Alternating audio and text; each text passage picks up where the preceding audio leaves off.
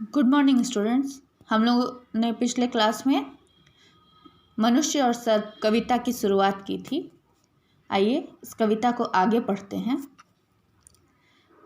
गतवर गेरेय सुघर भूधर से लिए रक्त रंजित शरीर, थे जूझ रहे कौन्तेय कर्ण क्षण क्षण करते गर्जन गंभीर।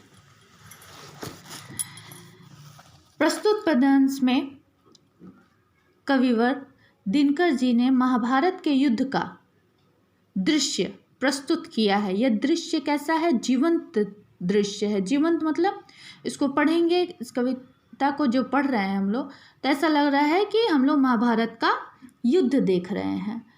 कौरव के सेनापति कर्ण और पांडव की ओर से अर्जुन दोनों एक दूसरे के सामने आकर युद्ध करते हैं और दोनों युद्ध क्षेत्र को भयानक बना देते हैं। दिनकर जी के अनुसार काल पृथ्वी को धारण करने वाले भगवान शेषनाग जी ने खून से सने हुए शरीर को मानो बलपूर्वक तेजी से छीन कर लिए जा रहा हो। कुरुक्षेत्र की युद्ध भूमि में कुंती पुत्र अर्जुन एवं कौरव सेनापति कर्ण पल पल पर भयानक गर्जन करके एक दूसरे के साथ युद्ध कर रहे हैं। दोनों रण कुशल धनुधर नर, दोनों संबल, दोनों समर्थ, दोनों पर दोनों की अमोघ थी विशिख वृष्टि हो रही व्यर्थ। अमोघ, दोनों पर दोनों की अमोघ यानी कि अचूक, नहीं चूकने वाला निशाना। दोनों रणकुशल, दोनों यहाँ दोनों किसे कहा गया है? दोनों कहा गया है, दोनों शब्द का प्रयोग किया गया है कर्ण और अर्जुन के लिए। दोनों कुंती पुत्र अर्जुन एवं कर्ण धनुष चलाने की कला में रणकुशल हैं, समान रूप से शक्तिशाली तथा सामर्थ्यवान हैं। दोनों रणबांकुरे एक दूसरे पर अचूक शक्तियों का प्रयोग कर रहे हैं। रणभूमि में दोनों योद्धाओं के युद्ध के कारण अग्निवृष्टि, आग की वर्षा हो रही है। अग्निवृष्टि भी व्यर्थ सी हो रही थी, क्योंकि कोई किसी से हारने वाला नहीं था, कोई किसी से हार नहीं मान रहा था, किसी की भी हार नहीं हो पा रही थी। इससे युद्ध क्षेत्र का संपूर्ण वातावरण जो है वह भयानक हो गया था। इतने में सर के लिए कर्ण ने देखा ज्यों अपना निसंग, तरकस में से फुंकार उठा कोई प्रचंड विषधर भुजंग। कहता है कि कर्ण मैं अश्वसेन विश्रुत भुजंगों का स्वामी हूँ, जन्म से पार्थ का शत्रु परम तेरा बहुविधि हितकामी हूँ। इतनी भयंकर युद्ध चल रही थी, अर्जुन हार नहीं मान रहे थे, कर्ण अपनी शक्तियों का प्रयोग कर रहे थे, उधर अर्जुन अपनी शक्तियों का प्रयोग कर रहे थे।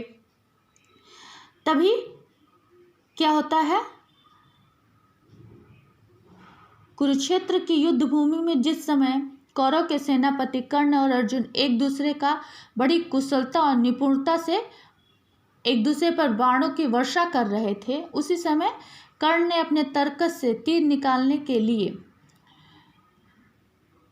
तरकस की ओर देखा तो तरकस में एक अत्यंत भयानक विषैला सर्प फुंकार की आवाज के साथ उठ खड़ा हुआ। उसने कर्ण को संबोधित करते हुए कहा, हे कर्ण, मैं सर्पों में प्रसिद्ध सर्पराज अश्वसेन हूँ। जैसे ही कर्ण अपने तरकस की तरफ घूमता है तीर निकालने के लिए, तो वहाँ देखता है कि वहाँ एक बहुत विषैला सांप बैठा हुआ है, विषधर भुजंग, बहुत ही विषैला सांप।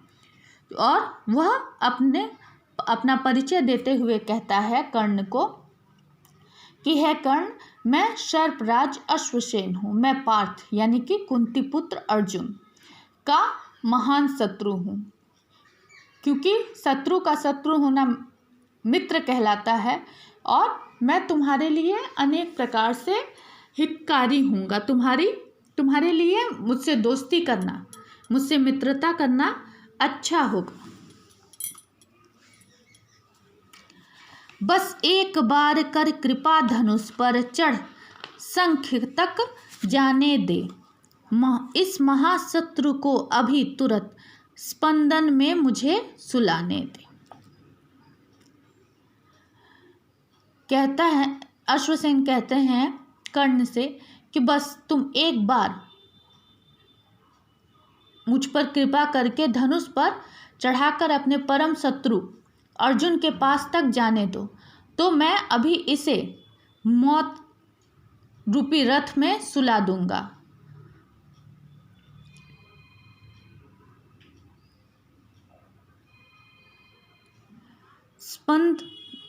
स्पंदन मतलब कि रथ, ठीक है। मैं अभी इसे मौत रूपी रथ में सुला दूंगा। बस तुम एक बार मुझ पे कृपा करो और मुझे अपने धनुष पे चढ़ा लो, ताकि मैं तुम्हारे धनुष पे चढ़ करके अर्जुन के पास जा सकूं। कर वमन गरल जीवन भर का संचित प्रतिशोध उतारूंगा, तू मुझे सहारा दे, बढ़कर मैं अभी पार्थ को मारूंगा। मैं अपना बदला लेने के लिए संपूर्ण जीवन का एकत्रित विष अर्जुन के शरीर में प्रतिशोध के रूप में उगल दूंगा। गरल यानी कि विष।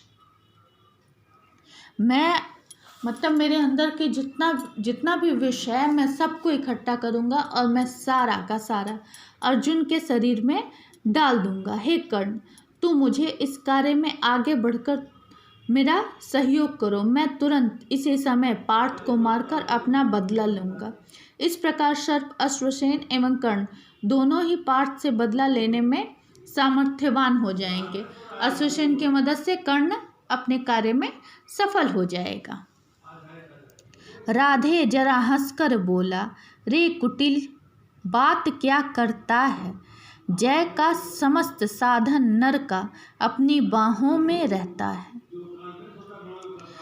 राधे यानी कि कर्ण, वो हंसते हैं और कहते हैं कि हे कपटी, तुम यह मुझे क्या कह रहे हो? ये क्या, किस तरह की बातें मुझसे कह रहे हो? यदि मनुष्य जीत प्राप्त करना चाहता है तो विजय के समस्त साधन उसके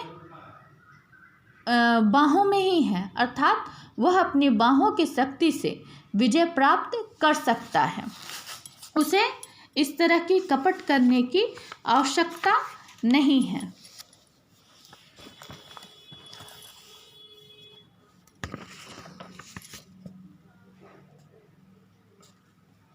उस पर भी सांपों से मिलकर मैं मनुष्य से युद्ध करूं, जीवन भर जो निष्ठा पाली उससे आचरण विरुद्ध करूं। और रही बात तुम्हारी मदद कर लेने की, तो मैं मनुष्य हूं और मैं मनुष्य होकर के मनुष्य से युद्ध करने के लिए सांपों से मदद लूंगा, तो ऐसा कदापि नहीं होगा। अर्थात तुम्हारे कथानुसार मैं मनुष्य होकर मनुष्य के साथ युद्ध करने के लिए तुम जैसे सर्पों की सहायता लूंगा। मैंने अपने संपूर्ण जीवन में जिस निष्ठा का पालन किया है, उसके विपरीत आचरण मैं किसी प्रकार कर सकता हूँ? मैं ऐसा कैसे कर सकता हूँ? इसका तात्पर्य यह है कि कर्ण अर्जुन को दूसरों की सहायता न लेकर अपने बल पर मारना चाहते थे। वो अगर चाहते तो अश्वसेन की सहायता लेकर के अर्जुन को मार सकते थे, और ऐसा होता तो शायद महाभारत का युद्ध भी वो कौरव को जिता सकते थे। लेकिन उन्होंने ऐसा नहीं किया, क्योंकि ये मनुष्य के बीच की लड़ाई थी, तो इसमें उन्होंने सर्प का सहायता लेना उचित नहीं समझा। अब इसके बाद हम लोग अगली क्लास में पढ़ेंगे।